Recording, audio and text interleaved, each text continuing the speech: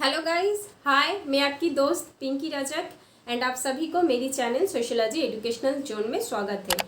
उम्मीद करती हूँ दोस्तों आप सब अच्छे हैं और मेरी वीडियोस को देख रहे हैं। अगर मेरी वीडियोस को देख रहे हैं, पसंद आ रही है तो प्लीज़ मेरे चैनल को सब्सक्राइब कीजिए, मेरे वीडियोस को लाइक कीजिए, कमेंट कीजिए मुझे और मेरे वीडियोस को अपने दोस्तों के साथ शेयर कीजिए। दोस्तों, आप लोगों को पता है कि मैं यहाँ जितनी भी सारी वीडियोस दे रही हूँ या आगे चल के दूंगी, वो सारी वीडियोस सोशियोलॉजी के स्टूडेंट के लिए है, जो यूजी पीजी कर रहे हैं, जो एनटीए नेट के लिए तैयारी कर रहे हैं और जो सारे स्टूडेंट यूपीएससी के लिए तैयारी कर रहे हैं। मैंने अब तक आप लोगों को बेसिक कॉन्सेप्ट एंड मेथोडोलॉजी पढ़ाया है। आज से मैं आप लोगों को थ्योरी पढ़ाना स्टार्ट करूँगी। अगर मेथोडोलॉजी में और भी कुछ जानकारी आप लोगों को चाहिए दोस्तों तो प्लीज़ कमेंट बॉक्स में कमेंट कीजिएगा। तो चलिए आज देखिए मैं कौन सी थ्योरी पढ़ाने वाली हूँ। वीडियो स्टार्ट करती हूँ।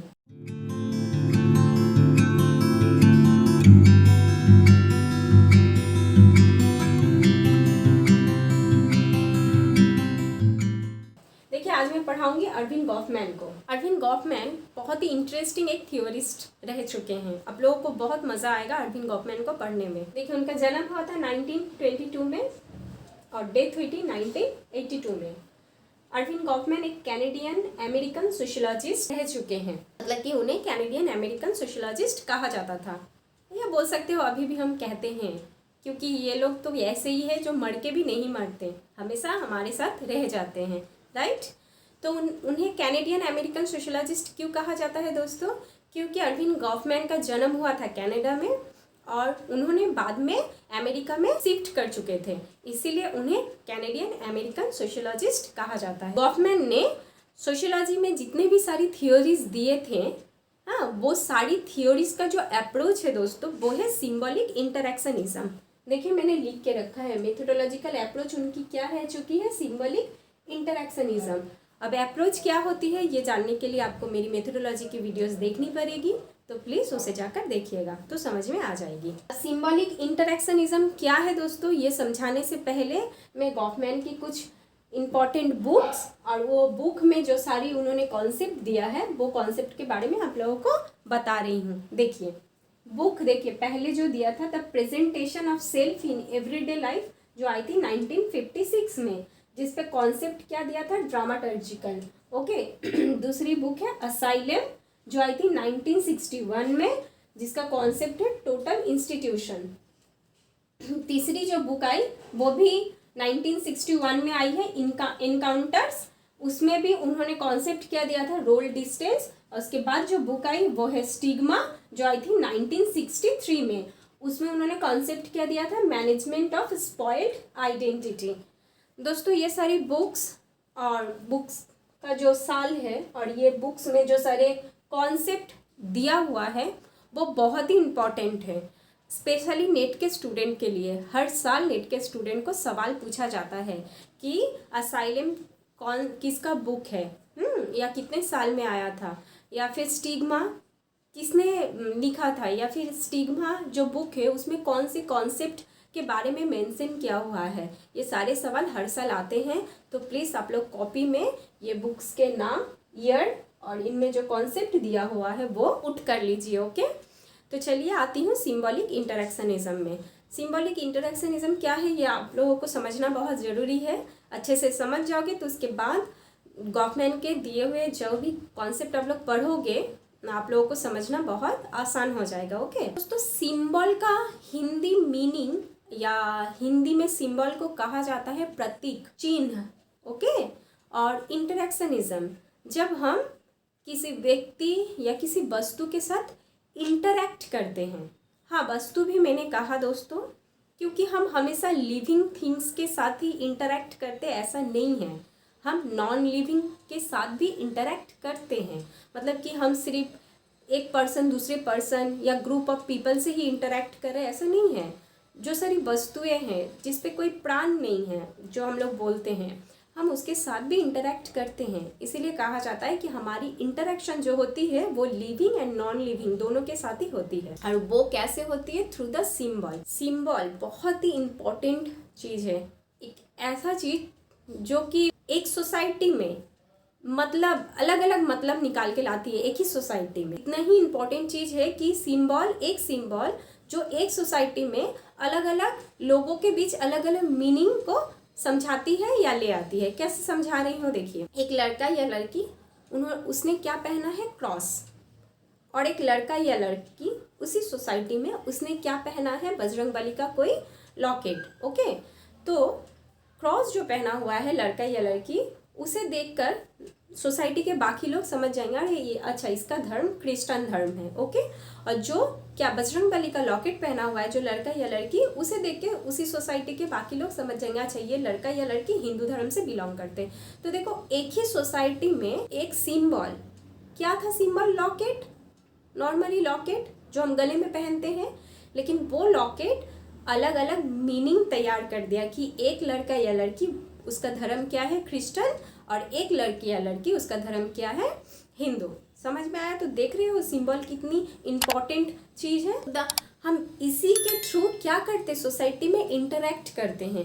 अब हम उसका क्रॉस देखकर समझ गए अच्छा वो तो क्रिश्चियन धर्म से बिलोंग कर रहा है वो लड़का या लड़की।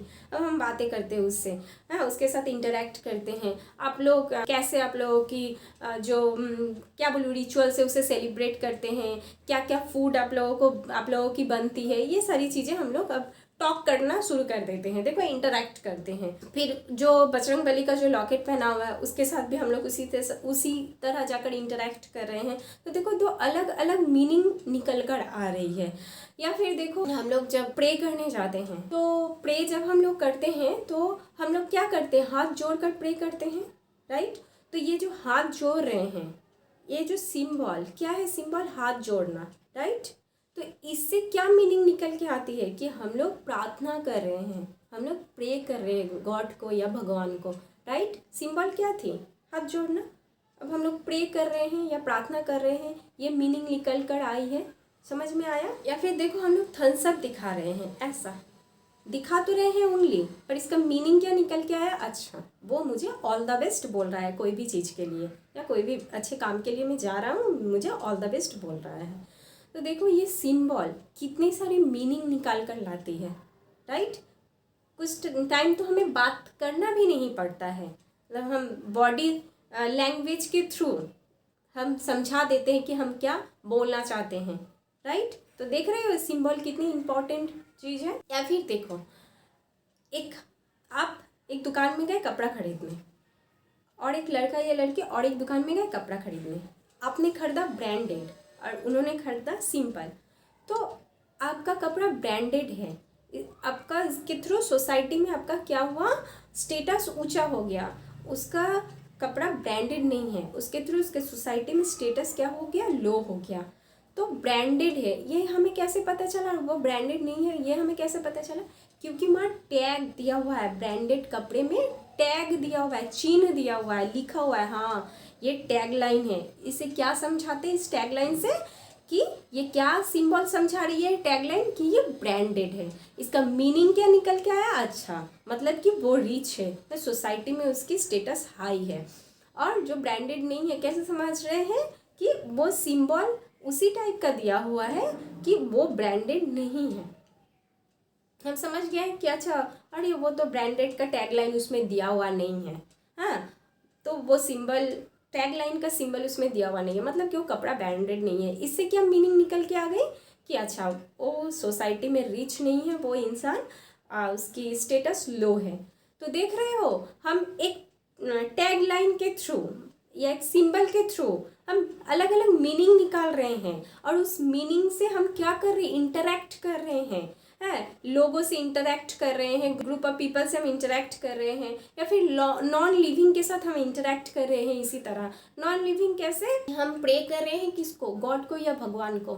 गॉड या भगवान में तो हम कोई प्राण देख नहीं पा रहे हो, तो मेरे सामने एक मूर्ति है, लेकिन हम बिलीव कर रहे हैं कि नहीं वो मूर्ति के साथ अगर मेरी इंटरेक्शन अच्छे से होगी तो ज़रूर मेरी प्रार्थना को सुनेंगे, समझेंगे कि मैं क्या बोलना चाह रहा हूँ या क्या बोलना चाह रही हूँ। देख रहे हो, तो फिर हम नॉन लिविंग के साथ भी इंटरेक्ट कर रहे हैं। समझ में आ रहा है? तो देखो यही सारी सिंबल के थ्रू हम लोगों के साथ, ग्रुप ऑफ पीपल के साथ या फिर नॉन लिविंग के साथ इंटरेक्शन करते हैं, और इस इंटरेक्शन के थ्रू क्या निकल के आती है, सोसाइटी की रियलिटी, मीनिंग ऑफ रियलिटी निकल के आती है कि अच्छा वो उसका सोच कैसा है, वो क्या सोच रहा है ये देखकर, वो क्या समझ रहा है ये देखकर, मैं क्या समझ रहा हूँ, मुझे क्या समझना है ये देखकर। तो देखो एक सिंबल अलग अलग मीनिंग निकाल के ला रही है ना, जो मीनिंग क्या कर रही है, हमें एक एक बातें समझा रही है, इंटरेक्ट करा रही है एक दूसरे से। हाँ, हम रियलिटी को समझ रहे हैं सोसाइटी के कि अच्छा इस मीनिंग से ये रियलिटी निकल के आ रही है, या फिर उस मीनिंग से वो रियलिटी लोग समझ रहे हैं, या फिर ये मीनिंग तो जो रियलिटी समझा रही है वो एक आदमी समझ रहा है, दूसरा आदमी दूसरा कुछ ही समझ रहा है। तो कितनी सारी थॉट्स या रियलिटी सोसाइटी की, लोगों की हमें दिखाई दे रही है, समझ आ रही है, निकल के आ रही है एक सिंबल के थ्रू। तो यही है सिंबॉलिक इंटरेक्शनिज्म, जिसके थ्रू हम सोसाइटी के रियलिटी को समझते हैं, लोगों की पर्सपेक्टिव को समझते हैं कि लोग क्या समझ रहे हैं, उस सिचुएशन में लोग क्या कर रहे हैं, या फिर वो देखकर लोगों की क्या रिएक्शन है, या फिर वो समझ के वो सोसाइटी कैसे रिएक्ट कर रही है, ये सारी चीज़ें हम समझ रहे हैं। और इसी के थ्रू क्या निकल के आ रही है, एक नई नई फैक्ट निकल के आ रही है, एक नया आइडिया निकल के आ रहा है, कुछ नया डेवलप्ड हो रहा है, कुछ नई थियोरीज बन रही है। समझ में आया? तो गॉफमैन इसी सिंबॉलिक इंटरेक्शनिज्म के थ्रू अपनी सारी थियोरीज को उन्होंने दिया है और समझाया है दोस्तों। तो मैंने जो लिखा है बुक्स एंड कॉन्सेप्ट, दूसरे वीडियो में मैं इसी कॉन्सेप्ट के बारे में आप लोगों को पढ़ाऊंगी।